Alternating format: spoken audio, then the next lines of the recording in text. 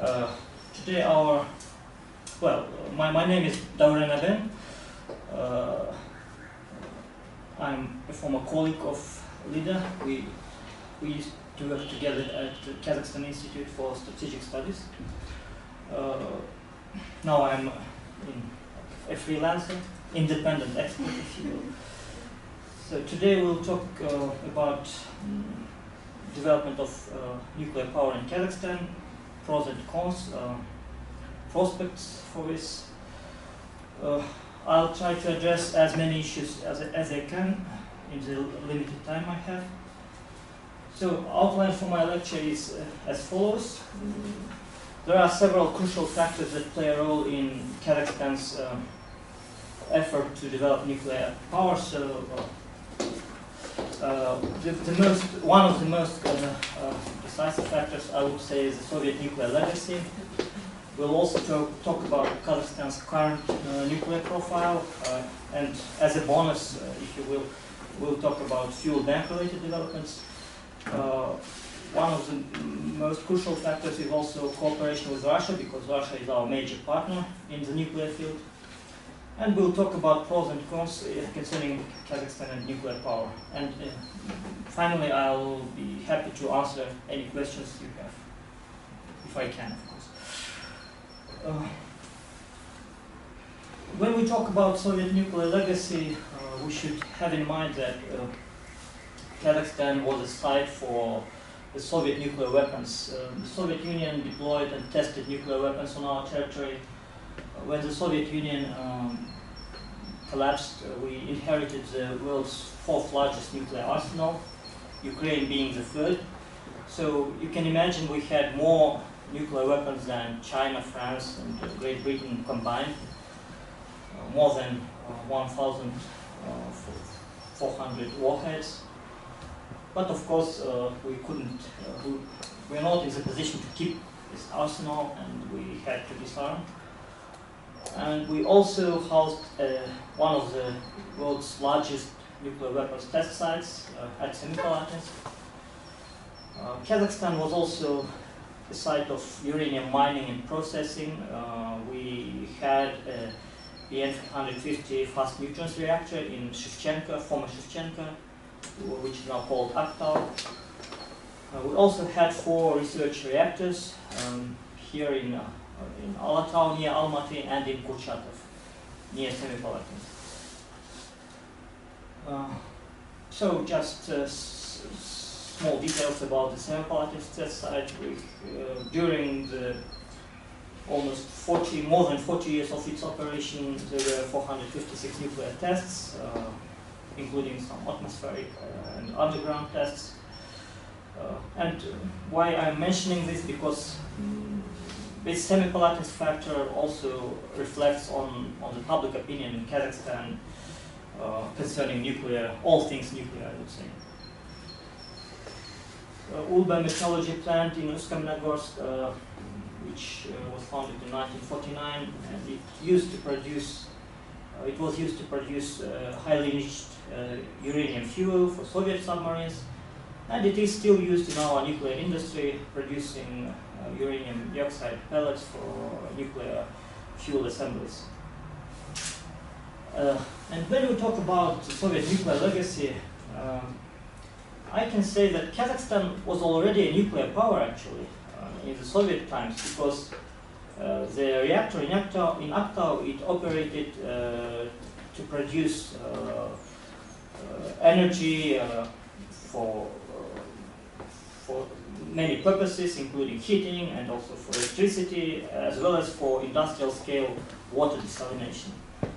So we can say that Kazakhstan already has an experience with nuclear power.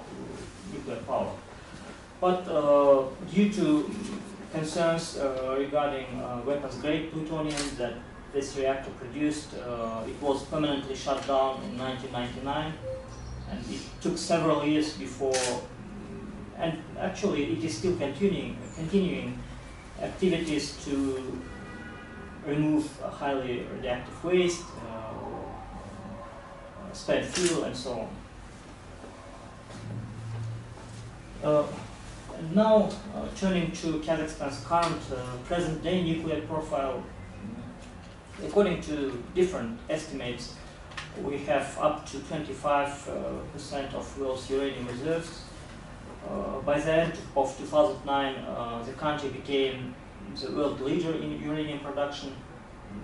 The country as itself, not the Kazakhstan as a company, but the country, if we take the amount of uranium mined and produced here on our territory.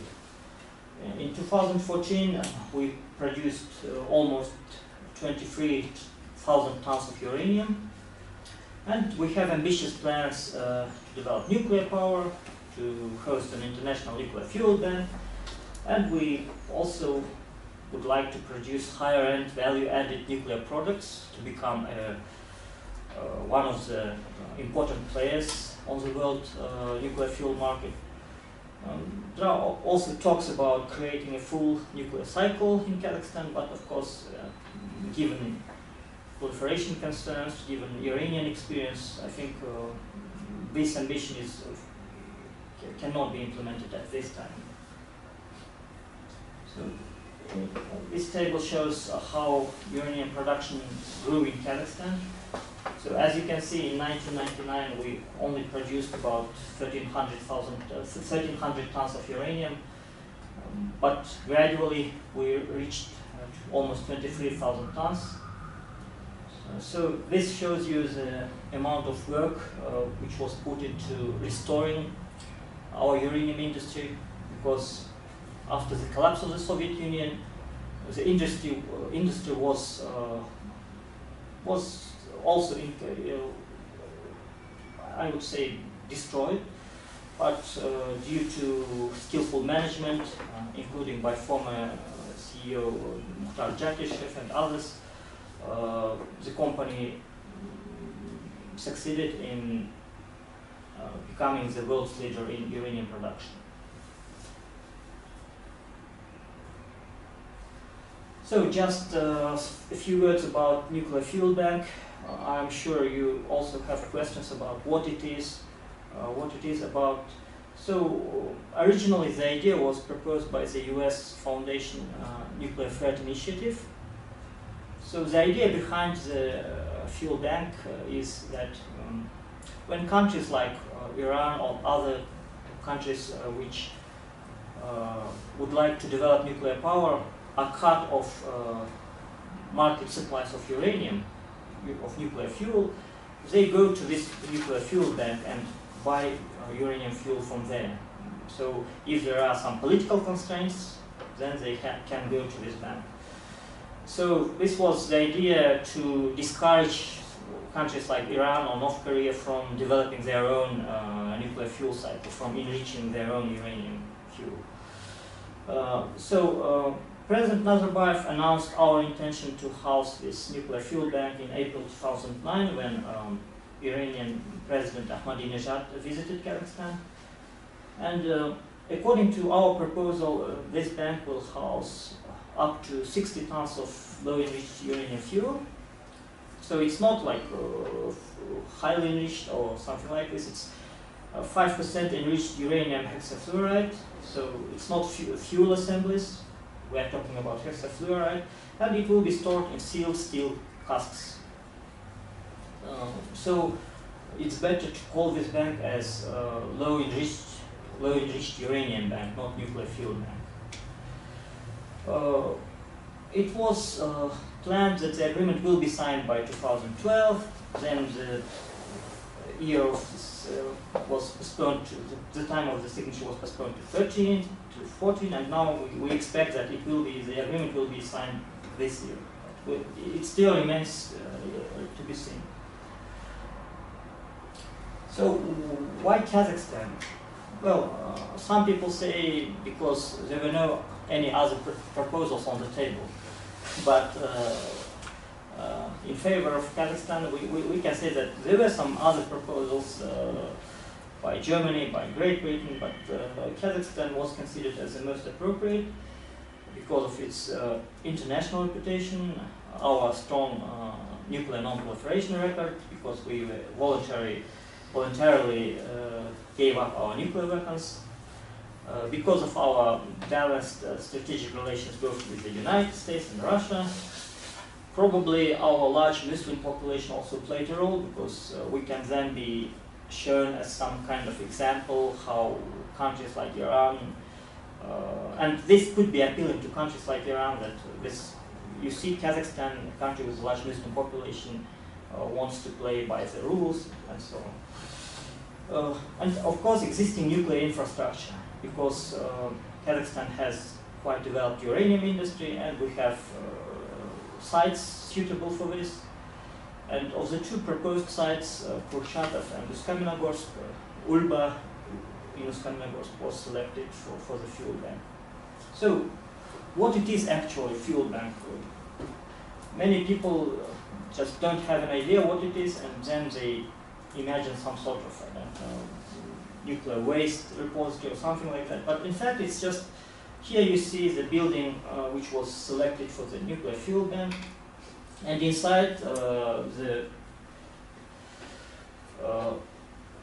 you see casks with uranium hexafluoride.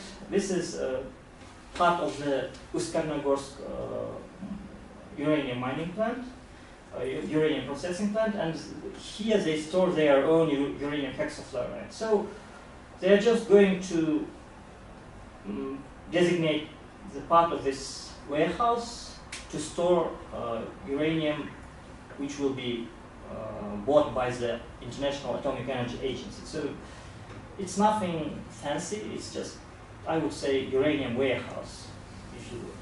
So there is nothing, I would say,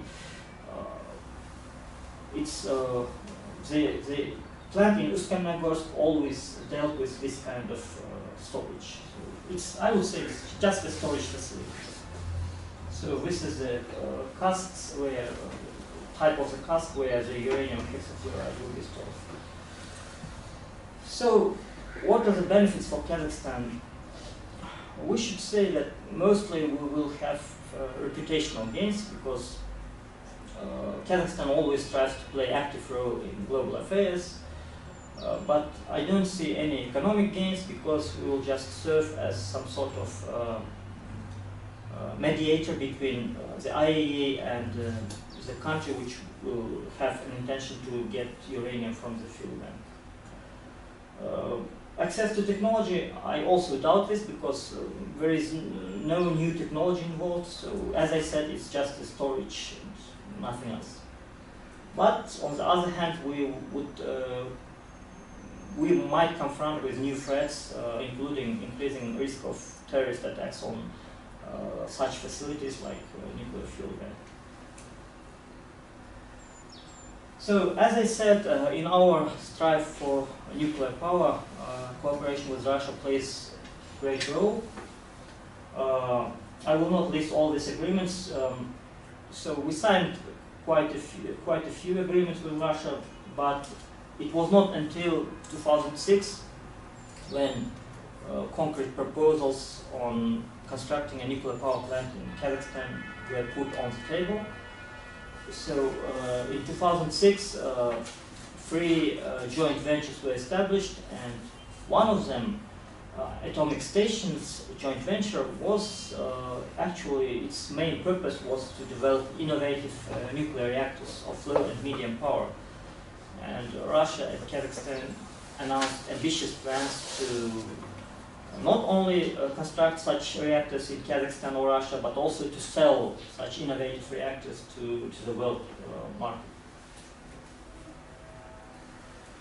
But as always, there were some disagreements, because the Kazakh side wanted to solve issues with intellectual property rights, to get more concrete proposals on the financing of the project, more fair distribution of costs,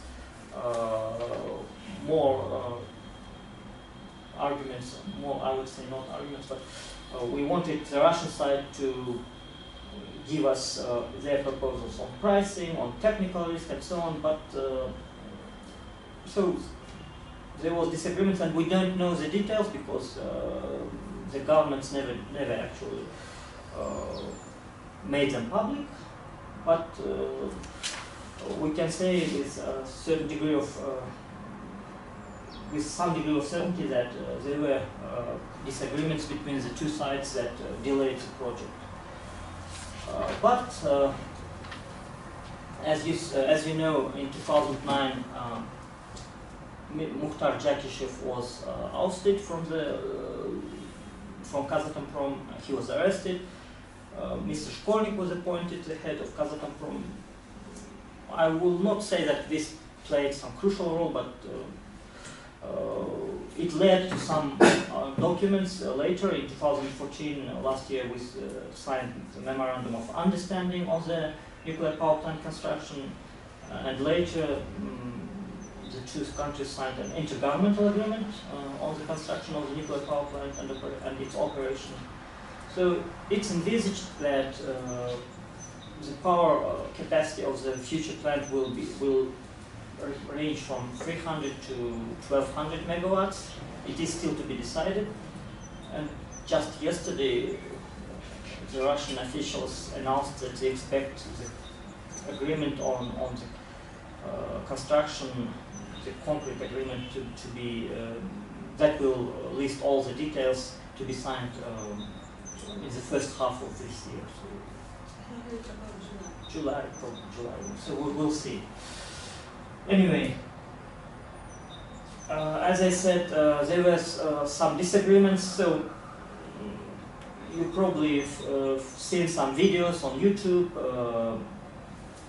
videos of Mr. Jakishev interrogation, which were made public. So,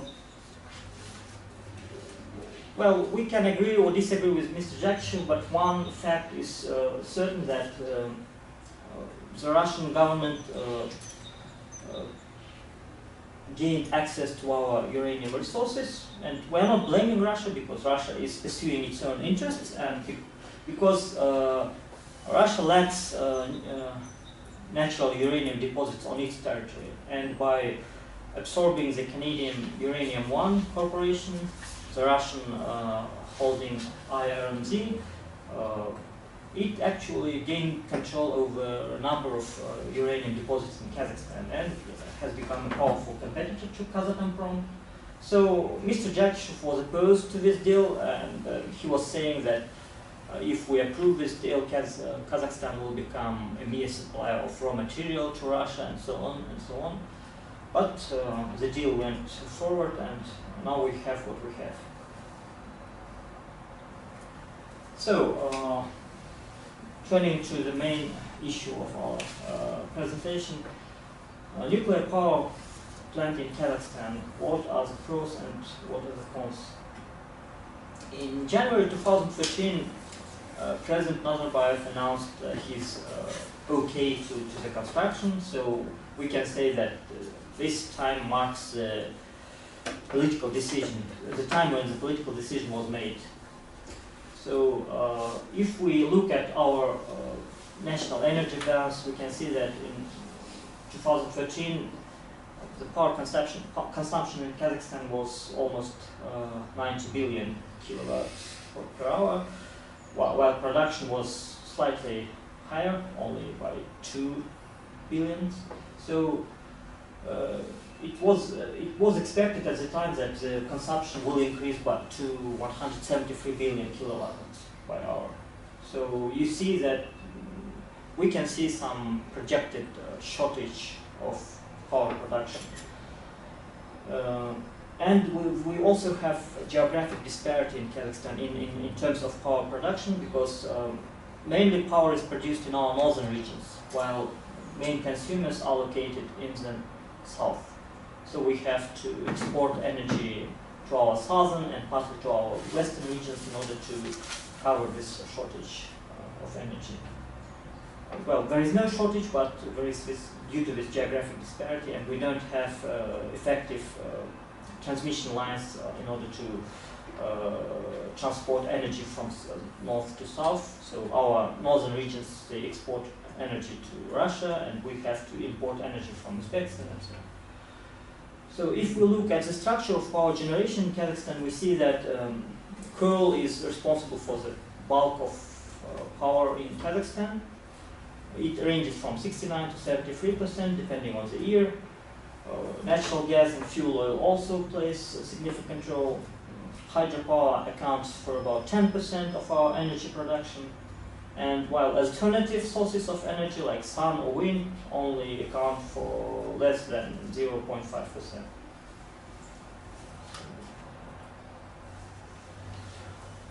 When the Fukushima incident happened, many thought that it's the end of the nuclear power era. But after a couple of years, it became clear that major powers that plan to develop nuclear energy, like China, the United States, France, they don't, or India, they are not going to halt their nuclear power development programs.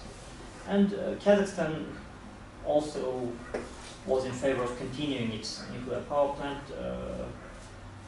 program. Our Prime Minister Massimo declared that Fukushima should not become an impediment to our nuclear power plant program, but a lesson. One major step was taken by the government when the Committee for Atomic Energy was transformed into the agency, which was at the time the ministry-level body, but the same year, I don't know, I cannot explain why this happened. The agency was transformed back into a committee. Anyway, according to the government, the nuclear power should account for 4% of the national power generation and will increase gradually. So, as I said, initial plans for the construction were announced in 1998, revived in 2006 with agreements with Kazakhstan and Russian agreements. So, the initial plan was to construct jointly with Russia a power plant in Aktau with two 300 megawatt reactor units, so-called VBR 300. So what is unique about this reactor is that it was used in Russian submarines, nuclear powered submarines, and they say it's quite an innovative technology and quite safe and so on.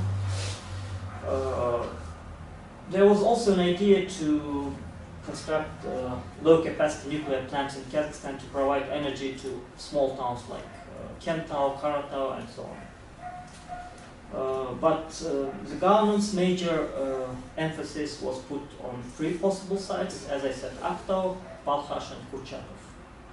But last year, Aktau was removed from the list, and according to unofficial information, the government officials assumed, well, based on some information from the region, that it was not proper to construct a power plant in Aktau because of the social economic conditions there and negative local population's negative attitude to the idea.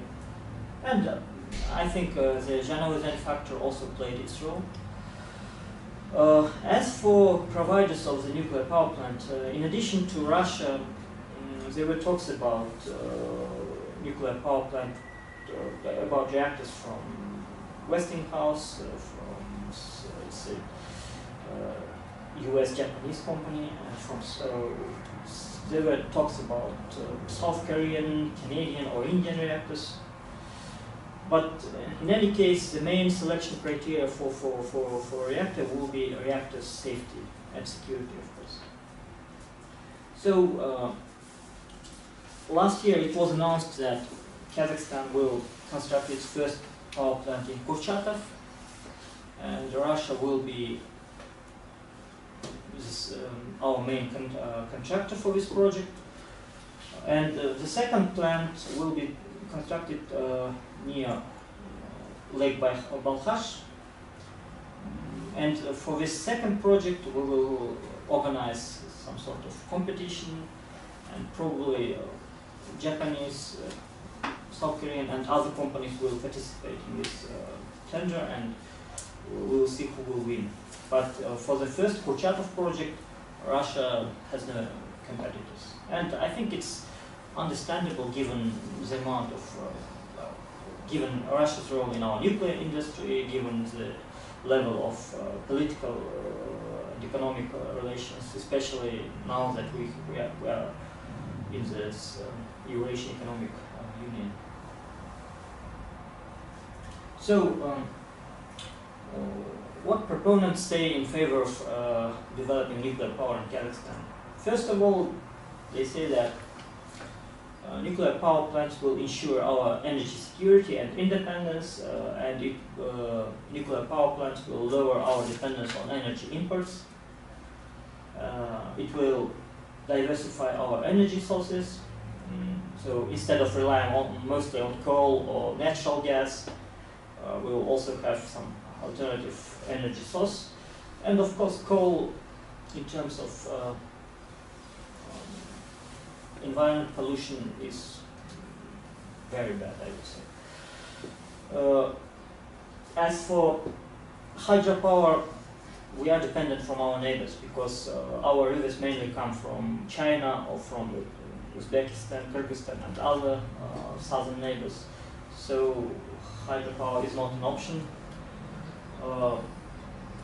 As I said, proponents say that nuclear power is environmentally more friendly than coal power plants.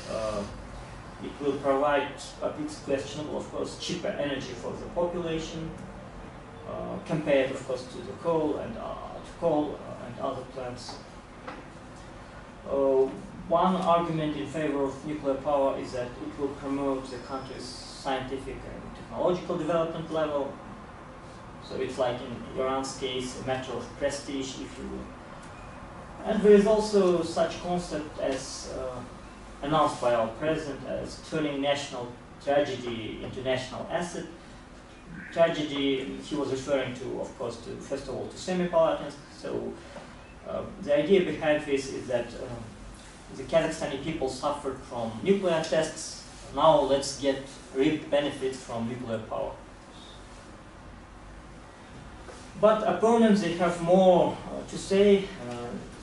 They say, in opposing to the idea, that nuclear power plants, when you consider high costs of their decommissioning and the costs related to the storage of resulting radioactive waste and so on, they are not cost effective. They also say that Kazakhstan lacks land and water resources, and we cannot afford allocating our resources for nuclear power plants. They say, why should we bother about constructing nuclear power plants when we have, when we are rich in traditional energy sources like oil, gas, and coal? So let us concentrate on higher-end nuclear products instead. Let's produce nuclear fuel assemblies. Let's enter other phases of the nuclear fuel cycle, conversion, enrichment, fuel fabrication, and so on, instead of developing nuclear power. Well, they have some, I would say, when we look at Canada or Australia, for example, they also lead in uranium mining. Canada has some power plants, but Australia, like Kazakhstan, they are leaders in uranium mining and production, but they don't have nuclear power. So this last argument, they say that why shouldn't we pursue the Australian path? They also refer to past nuclear incidents, saying that the nuclear power plant will represent high environmental danger and potential hazards. So for them, the question, do we need a nuclear power plant in Kazakhstan, is equal to the question, do we need another Fukushima, Chernobyl, or 2 Mile Island in Kazakhstan? Well, there are also voices saying we don't want Kazakhstan to become a playground for another Russian experiment, so to speak. They refer, of course, to the Russians, that the prototype for this power plant could be the Russian submarine reactor. So they say it was never tested in land conditions, so to speak. So why should we be the first to test this reactor and so on? And another argument is, if we're talking about 4%, is it worth bothering? I'll finish in 5 minutes, I guess. Also, opponents say we have so many alternative energy sources. We have areas with huge sun or wind capabilities that we can.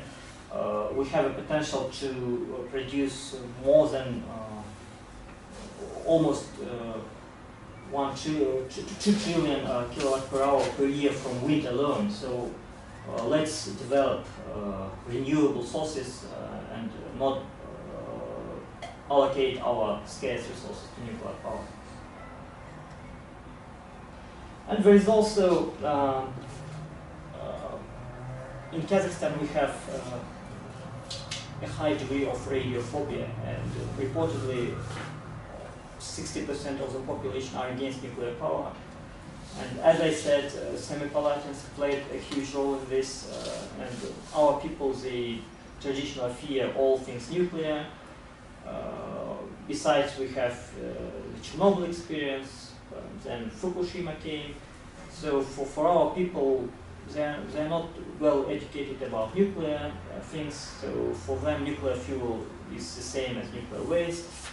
They don't have idea about spent fuel and so on. So as I said, the Semipalatinsk, Nevada Semipalatinsk movement played some role in this, and all these graphic images and so on. So we of course need some education activities. So just to illustrate what our people think about radioactivity, about nuclear things, just this funny cartoon.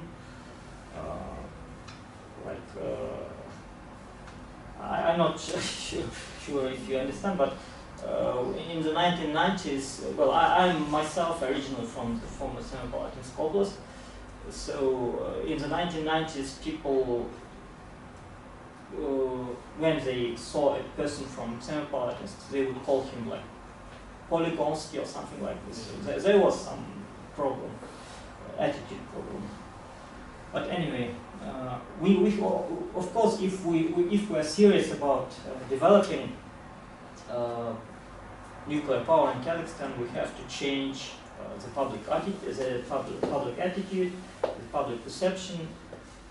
We have to engage in parliamentary debates. We have to have public hearings, and of course, we have to launch outreach and education activities in order to overcome this lack of knowledge about nuclear things.